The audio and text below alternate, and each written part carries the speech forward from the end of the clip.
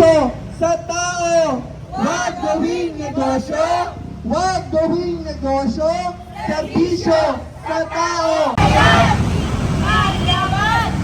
Serbisyo sa tao.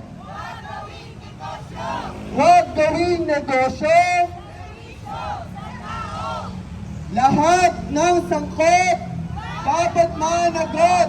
Lahat ng sangkot dapat managot. Para sa bilyong-bilyong anomalya na nangyayari hindi sa kagawaran o sa Department of Health.